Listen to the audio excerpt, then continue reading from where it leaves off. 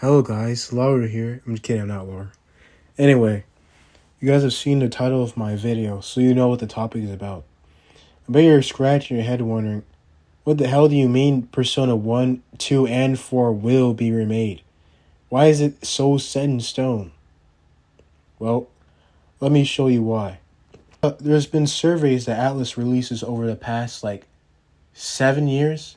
About 7 years. And each year they ask their customer base, both Japanese and Western, what they want for the future of Atlas. And for many of these surveys, they asked, what remakes do you want? And over the years, they've had Persona 1 on there, they have Persona 2 on there, they've had Persona 3 and 4, they also had a few S&T games, like 4, but sadly not S&T 1 or 2. But that's another topic for another day. Anyway, they also had stuff like Digital Devil Saga, the duology, games like that.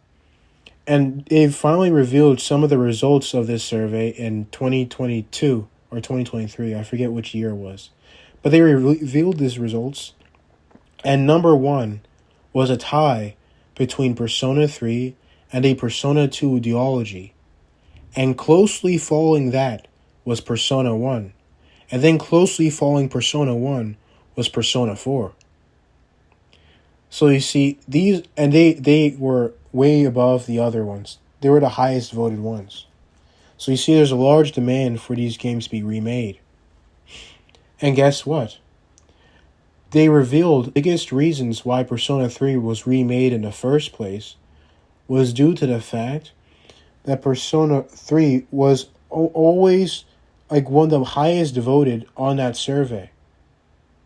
Now guess what else is also the highest voted on those surveys? Persona 1, Persona 2, and Persona 4. Now you might say, why would Atlas and Sega want to remake these games? These aren't surefire profits. They're not made of money. Well, when a game like Persona 3 Reload releases and sells over 1 million copies in 4 days. Yeah, 1 million copies in 4 days. It's the fastest selling Atlas title of all time. And now they have 4 other games lined up that fans want on a similar demand to Persona 3 Reload. And you think they're not going to jump on that? Of course they're going to jump on that. That's money. And guess what? These surveys are the same reason we got S&T Nocturne Remastered, or we got Soul Hackers 2, or we got Persona Q2, or we got the Persona Dancing games, or we got Persona Strikers, or we got many other games and remasters from Atlas. It's because of these surveys. So these surveys are not just some little fling that they're throwing out there for the sake of it. No, they listen to these surveys. And even if these surveys were just something they just glanced at and didn't care about, you think they're not going to glance back after the sales of Persona 3 Reload? Think like a company. Think like a businessman. If you were selling a product and it overachieves what you thought it was going to sell, within 4 days, you think I'm not going to try and make more off that? Of course I'm going to try and make more off that. In fact, I'll remake Persona 4, remake Persona 1 and 2. I'll remake all of those games. That's exactly what I would do if I was Atlas. Even I personally don't believe Persona 4 really deserves a remake right now. I think it would be better if it was remade in 10 years. But dude, if I'm Atlas, why the hell do I care? That's money. That's money on the table. You know how much money you can make off that? You know how much money you make off a Persona 1, 2, and 4 remake? Because think about it like this. Persona 4 is currently the only modern Persona game that has PS2 graphics. So fans who are used to Persona 3 Reload and Persona 5 might be like, I'm not going to play this one. It's a little old. I'm going to wait for the remake. And so you remake it for those people. And of course, it's Persona 4. It's going to make money. And then, here's an angle not many people think about. These remakes aren't just for the older fans. They're for fans who've jumped on from Persona 5 and Reload, and also fans who haven't even joined the series yet. So think about it now. You announce you're making a Persona 1 remake, and you're going to make money, because guess what? People will say, oh wow, they're remaking the first game in the series with probably at that point Persona 6 will have already released. And so, like, oh my god, they're remaking the first entry of a 6-game series. That must be the perfect jumping on point for me to jump into the series. That's exactly what people think. That's exactly what people think when they see games that go all the way to like 7 and 6 and 5. They think, do I need to play the first one? Like, you see it all the time. Many people asked when Persona 5 came out, do I need to play Persona 1? Do I need to play Persona 3? Do I need to play Persona 4? And now you have Persona 1 Remake. Of course they're going to buy it. And there's also the people who say, oh, well, Persona 1 and 2 aren't popular. They didn't make any money or anything. And those surveys only have a small sample size. They're just hardcore Atlas fans. Well, this survey was answered by about 15,000 Japanese gamers. That's how many people were answering that survey. And that's the Japanese side.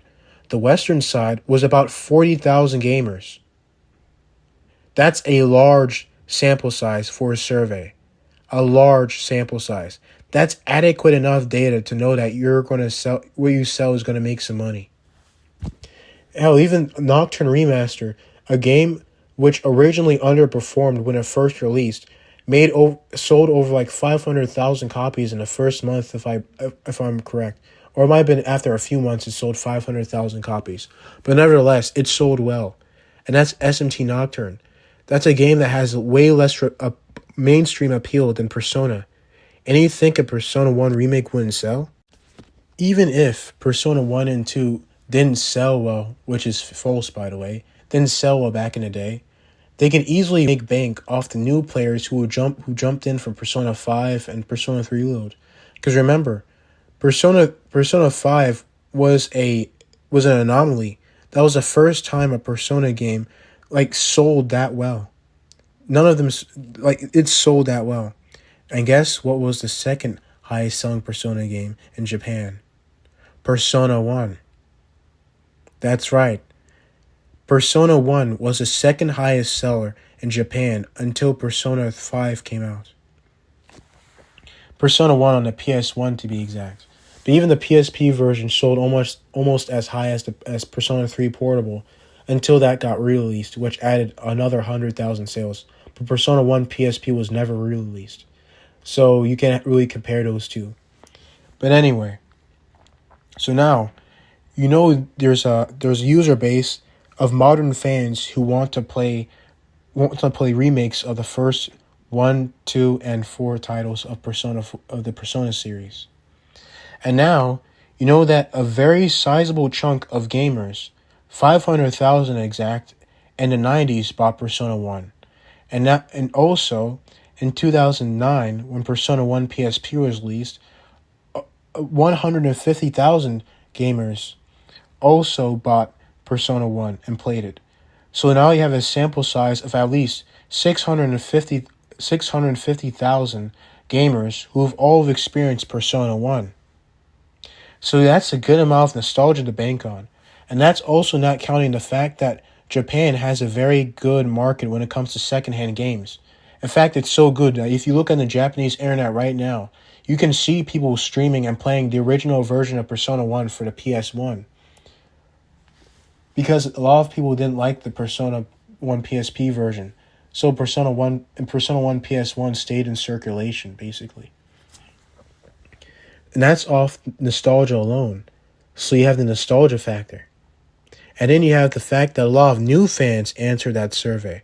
That survey wasn't just the classic hardcore fans. You saw the sample size. That's going to make money. And Persona 4, I don't even need to bring that one up. Because we already know the popularity of Persona 1. So that's a dead given. It's going to sell and make money. And Persona 2 also sold very well. Its sales are in fact comparable to Persona 3. And the duology put together sold more than Persona 3 and Persona 3 Fez on the PS2. So even then, that one also sold well. And the PSP version of Persona 2 Innocent Sin sold about 120,000 copies on the PlayStation Portable, I believe. And that's still a sizable amount. In fact, Atlas themselves said that these Persona PSP releases for Persona 1 specifically outsold their expectations. The only one that was kind of iffy was Persona 2 Eternal Punishment. But that one came out right before Persona 4 Golden came out and the Vita came out. Like right before. And that absolutely ate into the sales of that game. That game would have had way more success if it wasn't for that. But even then, they were made off the budget made from Persona 1 Portable. So at that point, it was probably still it still made its money back. Now I know what some people are thinking. Well, they can't touch Persona 1 and 2 because Satomi Tadashi, he died. And Okada, he died. And Kaneko, he died. So they can't touch those games. They don't touch those games out of respect. Shut up. You're parroting crap that you heard from some YouTuber and like a bunch of YouTube comics and Reddit posts. No, Satomi Tadashi is not dead. No, Okada is not dead. No, Kaneko is not dead. These people are all alive. And Kaneko is literally still at Atlas. He still works for Atlas. He's alive. He's in that flower field, but he's alive. Okada retired, but they still acknowledge to the games he has made within Atlas and such things like the Messiahs in the Diamond Realm DLC for S&T 4 Final/Apocalypse. So you can't even use that argument for him. And what about Satomi Tadashi? Satomi Tadashi works as a freelance writer for many games. He helped write Eiyuden Chronicle, the new game that's coming out, 100 Heroes. He also helped Atlas. He came back to Atlas and helped work on the PlayStation Portable ports of both Persona 2 games and wrote DLC for them. I wrote DLC and a new scenario for them. So not only is he still active, he's also still willing to work with Atlas. And who's to say they even need to bring these people back? The new studio head of Persona Studio, P Studio also it's known as, is Kazuhito Sawada. And Kazuhito Sawada worked on Persona 2 and has been with Persona team ever since that time. So you have all the cards on the table, all the players. And there never was a rights problem. There never was a rights dispute with Persona 1 and 2. Atlas has full and complete rights to those games. You want to know why they didn't appear in spin-offs and why they weren't used or remade yet? It's simply because Hoshino did not want to use them. He didn't want to use them because he wanted his own games to be self-contained. In fact, at a certain point, he'd even want Persona 3 and 4 to connect to each other. But he knew and said in interviews that they were a part of the same world. But at that point in time, they didn't even want to have a crossover between them. It wasn't until later that they backtracked on that idea and made a crossover between Persona 3 and 4, and then made a crossover between them and Persona 5. And now here's some juicy stuff. A known leaker, Midori, who has been leaking Sega and Atlas projects like hot candy. Hot candy, no, hotcakes. What the hell am I saying? Anyway, she's a very good leaker. That's all I need to say. And she has said repeatedly that Atlas wants to make Persona 1 and 2 remakes. And just recently, she reconfirmed that idea and said that Persona 1, 2, and 4 remakes are in Atlas. They exist at Atlas. And I know what some of you are saying in the back of your heads. But Persona 1 and 2 are just like S&T. They're nothing like the modern Persona games. You can't do that. No one will buy those games because no one buys games with no social links. Final Fantasy VII needed social links to sell millions of copies. Xenoblade Chronicles needed social links to sell millions of copies. The Tales series, now you see the flaw in that logic. JRPGs do not need social links in order to push units. I don't know where the hell this idea came from. It probably came from people whose first and only JRPGs are the Persona series itself. Because most of the industry does not use social links. Do you think Final Fantasy needs social links to push units? And now, Japan has considered Persona as one of its biggest JRPG franchises. Do you really think they need social links to carry them? In fact, there's multiple Persona games that prove they don't need social links to carry them. Persona 1. And not only that, if you want to say, oh, that's from the 90s, that doesn't count anymore. Then how about Persona 5 Strikers? No social links. no traditional calendar system, and yet it sold gangbusters. It sold over 2 million copies. There's money to be had. No one's going to skip out on this remake just because there's no social links and calendar. And who's to say they can't add some of these things? I don't hold their horses. I'm not saying they should force and stretch Persona 1 and 2 over a year's scale. That's not what I'm saying. What I'm saying is they can adopt some of these elements and reshape them in order to match the settings and the timeline of these games. For instance, we know that Persona 2 Eternal Punishment takes place over the course of a month to 2 months, especially since Tatsuya Samario helped confirm that. 2 months is a pretty good amount of time to have a calendar, if the calendar operates like Persona 5 Strikers. If you have played Persona 5 Strikers, you know how that calendar operates, and it's basically a perfect substitute to be implemented in Persona 1 and 2. And Persona 2 takes place in about a week. Persona 1 takes place in around about a week. And guess what other franchise with time limits and scheduling also takes place within a week? Devil Survivor. And guess what they have in Devil Survivor? The Fates interaction system. Devil Survivor 1 also had something like this, but it became more apparent in Devil Survivor 2, more refined. And that Fate system is the perfect substitute for social links for Persona 1 and 2. But I'll get more into that in another video that I'm going to make about how you remake Persona 1. But anyway, you see there's something called a middle ground. Something that many Atlas fans for some reason don't believe exists. You don't need to have it's not you have the full calendar system and full social links, or you have nothing. That's not how it works. There's something called compromise. You compromise where you can to get the most sales.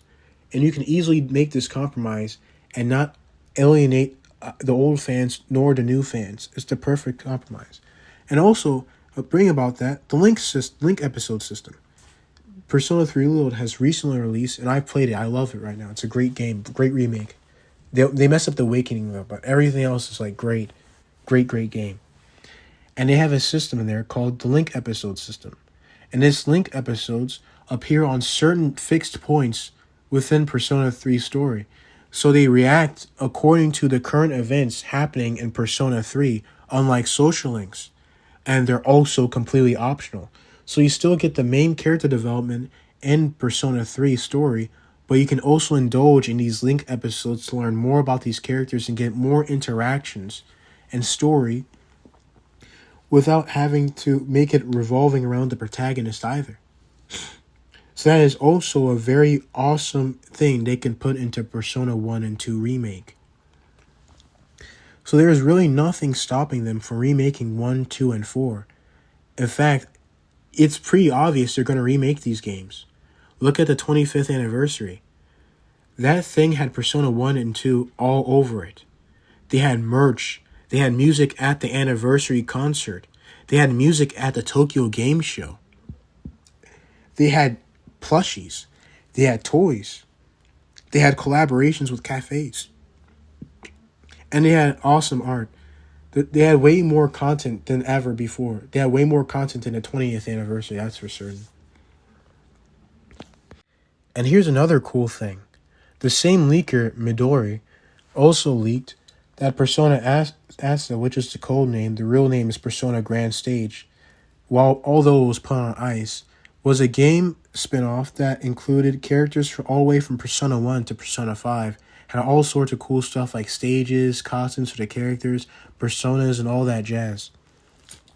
The reason it's been put on ice was due to the fact that test audiences didn't enjoy the gameplay. The gameplay sucked. It was going to be a team fight tactics game, and the gameplay sucked ass. And the players felt like it didn't feel like a Persona game because of that gameplay. So that project has been put on ice in order for Atlas to put those resources instead to help with the development of Persona 5X. And here's the interesting thing about Persona 5X. It's a gacha game. What easier way is it to put characters from all the way from Persona 1 to 5 than a gacha game? And here's another cool thing. She confirmed that Persona Asa Grand Stage completed development, but they put it on ice because it was supposed to be a live service game, but they didn't have faith in it launching well due to the test audience reactions. So they can easily reuse those assets to make some of these games. For instance, even if, let's say, the character models for Persona Asa weren't the full 3D P5 style ones, but were Persona Q style ones, cool. Then they can make another spin-off like Persona Tactica or Persona Q3 and put these characters in those games. Even if it wasn't finished with it was, this clearly shows that Atlus is not afraid to touch these characters anymore, that they see money in these characters now. Because the fact they even bothered to include Persona 1 and 2 characters in a spin-off like a Teamfight Tactics game, it shows they care. Because they really could have just thrown in Persona 3 to 5 characters and it would have been a success anyway. Well, if the gameplay was good, but... So this is another confirmation that Atlus is looking towards Persona 1 and 2. So yes, Persona 1, 2, and 4 will get remakes. You can bet your money on that. I can bet you $100 on that. Persona 1, 2, and 4 will all get remakes. And here's another thing. Some people that, well, where's Persona 6? I don't want remakes, I want Persona 6. Guess what? There's multiple teams within Persona Studio. And one of these teams is working on Persona 6. While things like Strikers, Royal, and Tactica were being developed and Reload, that one team has been working on Persona 6 since like 2018 or 2017. Persona 6 is fine. Persona 6 release when it is ready. And Midori herself leaked that Persona 6 is releasing either 2025 or 2026. But she said that Atlus is trying to get that 2025 release date. But we shall see. So Persona 6, there's nothing to worry about there. In fact, you know how game development works. Persona 3 Reload has been done for months now. So that team has probably already been put on to work on the next remake because they did such a good job. Why not replicate the success? Now the next question is, well, what's being remade next? There's only two possible options. It's either Persona 1 or it's Persona 4. It cannot be Persona 2. Although it tied with Persona 3, Persona 2 drastically requires the context of Persona 1. You cannot do a Persona 2 Eternal Punishment remake if you do not first remake Persona 1, because not only does that spoil the entire game, lots of the character payoffs in Persona Eternal Punishment do not work if you have not played Persona 1. You may trick yourself into believing while you still enjoyed the game, yeah, you enjoyed the game, but you didn't fully understand it. You don't understand the connection between... Oh, hold on, that's spoilers, I'm sorry. Because some of you guys might not have played those games, so I'm not going to spoil it for you. But you wouldn't understand those connections. You wouldn't get the full grasp of those connections without having actually played Persona 1 first. So Persona 2 is off the table. Next up can possibly be Persona 1. They can start from the beginning and work their way up with remakes. Makes perfect sense. Persona 1 also sold well, is well liked, and also as many first Atlus customers' first Persona game, and is well requested, and beat Persona 4 at the polls. So that's very possible. But on the other hand, Persona 4 Golden Remake would be very, very fast to make, because unlike Persona 3, many of the structures of Persona 4 are practically perfect.